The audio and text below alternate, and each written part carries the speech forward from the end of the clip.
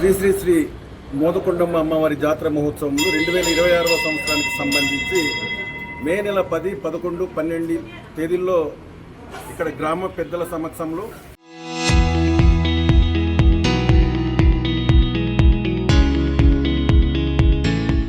అలాగే ఇక్కడ పుర ప్రజలు, అలాగే వర్తక సంఘం ప్రతినిధులు కానీ, వ్యాపార సంఘం ప్రతినిధులు, అలాగే ఉద్యోగ సంఘాల ప్రతినిధులు అందరితో, వివిధ ప్రజా సంఘాల ప్రతినిధులందరితో కలిసి ఇక్కడ ఆ రోజు ఫిబ్రవరిన ఆ రోజు నిర్ణయించడం జరిగింది పండగ తేదీలంతా కూడా. అలాగే ఉత్సవ కమిటీ, ఆలయ కమిటీ ప్రతినిధులందరితో కలిసి. అయితే నేడు మనం చూస్తున్నాం, నిన్న జరిగినటువంటి కోఆర్డినేషన్ మీటింగ్ అని చెప్పేసి నిన్న కలెక్టర్ గారి ఆఫీస్లో పిలిచి నిన్న మన ట్రైబల్ మినిస్టర్ గారు వచ్చి మేమే తేదీలు నిర్ణయిస్తామని చెప్పేసి నిన్న ఆవిడ పట్టుపట్టి మరి 17, 18, 19 తేదీల్లో చేసుకోండి అని చెప్పేసి వెళ్ళిపోవడం జరిగింది. నిన్న జరిగినటువంటి పరిస్థితులన్నీ కూడా చూస్తే గత 40 సంవత్సరాలుగా వస్తున్నటువంటి ఈ అమ్మవారి పండగ సంస్కృతి సాంప్రదాయాలంతా కూడా తుంగలో తొక్కడానికి ఈరోజు కూటమి ప్రభుత్వం ఈరోజు ప్రయత్నం చేస్తున్నటువంటి పరిస్థితులు ఈరోజు కనిపిస్తూ ఉంది. నిన్న జరిగినటువంటి పరిస్థితులు కేవలం వాళ్ళ ఒక కక్ష సాధింపు కావచ్చు, లేదా వాళ్ళ ఒక స్వప్రయోజనాల కోసమే ఈ తేదీలు అనేది వాయిదా వేయాలని చెప్పేసి నిన్న కలెక్టర్ ఆఫీస్లో మీటింగ్ పెట్టడం జరిగింది. మేము ఒకటే అడుగుతున్నాం, గత చరిత్రలో లేని విధంగా ఒక మంత్రి, ఇన్ఛార్జి మంత్రి ఇక్కడ ఇన్వాల్వ్ అయ్యి తేదీలు నిర్ణయిస్తామని చెప్పేసి అనడం దేనికి సంకేతం అని చెప్పేసి మిమ్మల్ని అడుగుతున్నాను నేను, కూటమి నాయకులకి. గత చరిత్రలో అంటే వైఎస్ఆర్ కాంగ్రెస్ పార్టీ హయాంలో ఆ రోజు కూడా ఇన్ఛార్జి మంత్రులు ఉన్నారు.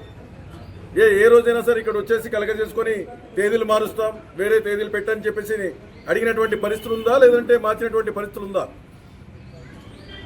కేవలం హిందువులు అంటే ఉత్తరాంధ్ర ఆరాధ్య దైవం శ్రీ శ్రీ శ్రీ మోదకొండమ్మ అమ్మవారి భక్తులు ఎవరైతే ఉన్నారో ఆ భక్తుల మనోభావాల్ని దెబ్బతీసే విధంగా ఇక్కడ ఎవరైతే ఉత్సవ కమిటీ, ఆలయ కమిటీ ఉన్నారో వాళ్ళ దగ్గర నుంచి పంతం నెగ్గించుకోవాలని, అదేవిధంగా ఏదైతే ఇప్పటి వరకు ఈ జాతరకు సంబంధించి అనేక మందికి మనం అడ్వాన్సులు కూడా ఇవ్వడం జరిగింది, అదంతా కూడా నష్టం చేకూర్చాలనే విధంగా ముందుకెళ్తున్నారు ఈరోజు. అంటే ఈ మంత్రి గారి ఉద్దేశం ఏంటి? కేవలం వైఎస్ఆర్ కాంగ్రెస్ పార్టీ ఇక్కడ ఎమ్మెల్యేలు ఉన్నారు కాబట్టి, మేము రాష్ట్రంలో అధికారంలో ఉన్నాం కాబట్టి ఇక్కడ వైఎస్ఆర్సీపీ నాయకులకి ఇబ్బందులు చేయాలని చెప్పేసి ఈరోజు ఆవిడ ఆలోచిస్తున్నారు. నిన్న అక్కడ సమావేశంలో మాట్లాడినటువంటి మంత్రి గారి మాటలు మీరు అందరూ కూడా విన్నారు. నిన్న సామాజిక మాధ్యమాల్లో మీరు అందరూ కూడా చూసే ఉంటారు. అంటే ఆవిడ కేవలం ఉంటద్దు పోగడలు. అంటే ఇక్కడ 40 సంవత్సరాలుగా ఇక్కడ ఎవరైతే ఎమ్మెల్యేగా ఉంటారో వాళ్ళే ఇక్కడ ఉత్సవ కమిటీని నిర్ణయిస్తారు. అలాగే ఇక్కడ పంతులు గారిని అడిగి పంతులు గారే మంచి ముహూర్తాలు చూసి, అమ్మవారి పుట్టినరోజు మే నెల 12వ తారీఖు కాబట్టి ఆ 12వ తారీఖు కలిసి వచ్చే రకంగా ఆది, సోమ, మంగళవారాలు ఉంటే ఆ తేదీలకి నిర్ణయించి ప్రజలందరికీ మంచి జరగాలని చెప్పేసి, అమ్మవారి ఆశీస్సులు అందరిపైన ఉండాలని చెప్పేసి మంచి ముహూర్తం చూసి ఆ రోజు కేటాయించడం జరుగుతుంది.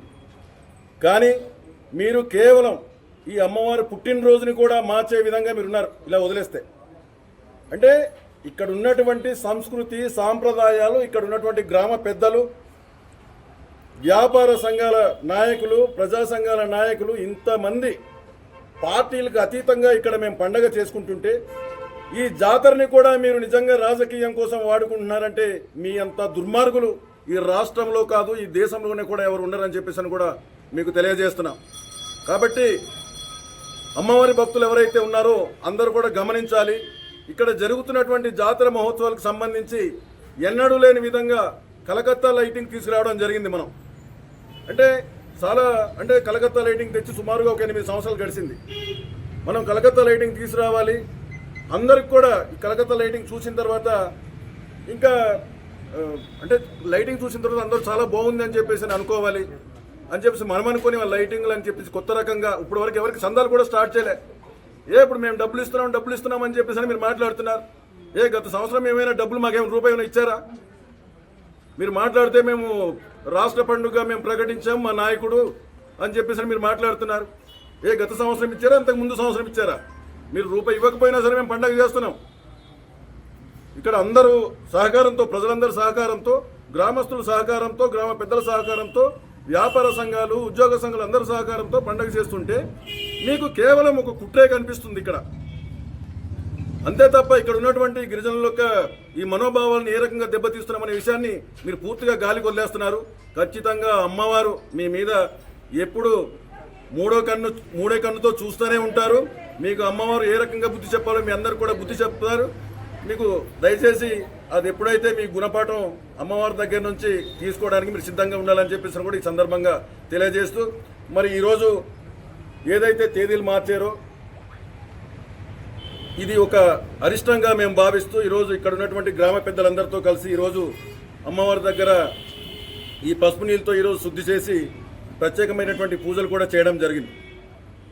కాబట్టి అమ్మవారి ఆశీస్సులు అందరిపైన ఉండాలని చెప్పేసి మనస్ఫూర్తిగా కోరుకుంటూ ముగిస్తున్నాను. Thank you.